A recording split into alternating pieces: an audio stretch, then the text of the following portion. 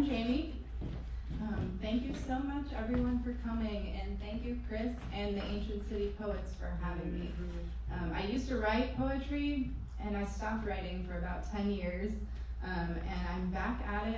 I've written 100 poems this year, and they have just taken me into the community and welcomed me, and I feel so loved and supported.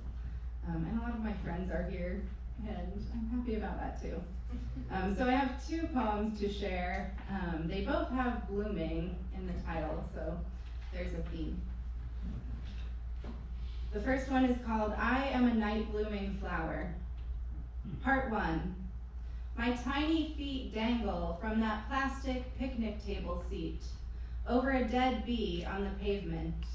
My toes stretch toward it, curious to tickle its fuzz. This is the first time I am able to know that dead things can still sting. I cry gasp as my mom holds the ice to my foot. Yes, it does feel different to be 5. My birthday brought gifts, a cold, swollen toe, and new eyes that see some things seem soft until you touch them. Part 2. Eyes closed. I finger a crisp leaf that lands on my bikini line. It clings to my hand as I try to shake it off. I sit up on the pool raft and wake to see the leaf is a bee sticking its stinger into my ring finger, which would eventually wear a diamond, but will always remember that sneaky, loaded sting. I was sweet, 16, and still liked honey in my tea when I was sick, like my grandma taught me. Part 3.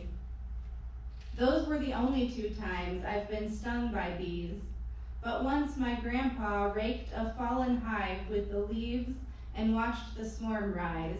He took on their stingers like he took bullets in the war, and his face stayed as still and venomous as when my parents searched for the beer cans we knew he hid. The laundry room, the attic rafters, the oven. He drove the car into his house, said his bloody head didn't sting. Part 4. You and I have been married 8 years, growing our garden and our child. Only honeybees die after they sting. The first time our son meets a bee, he cries. I go to the fridge for ice and count the beer cans while I'm there. Night blooming flowers don't attract bees, but their smell intoxicates as they dance in the warm sun, kissing moths.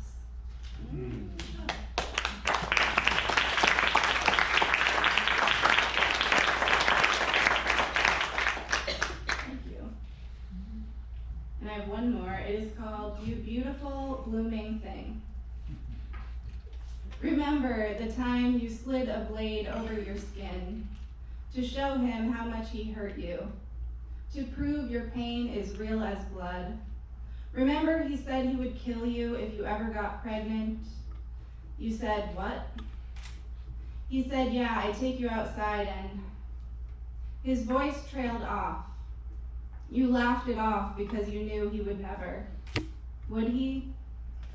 You brought it up the next morning, and he claimed he didn't remember saying that. Said, of course I would never. I love you. Your husband doesn't tell you you're beautiful. When he says you're too sensitive, says you're naive, says stop crying, it only makes you sob louder, gasp more sharply until eventually you do learn to. Stop crying. Stop feeling anything at all. You know you have strength in your bones because your hand healed completely just a few weeks after he broke it, play wrestling on the living room floor. You can even make a fist now. So you pick yourself wildflowers for your kitchen table mason jar vase, and you stop expecting kindness from him. But you stay because you vowed to, even though now staying feels like some kind of slow suicide. Maybe the feeling in the pit of your stomach is the seed of your new life. You're worth more than canceled Valentine's Day plans and cold shoulders and years of easy lies and lies.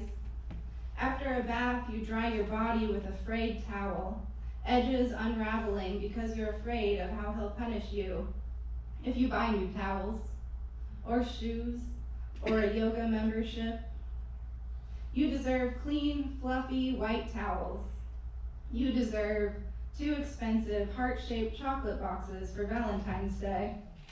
You deserve a shelf of new shoes and vinyasa flow every day. Flower child, you deserve a garden of compassion and respect.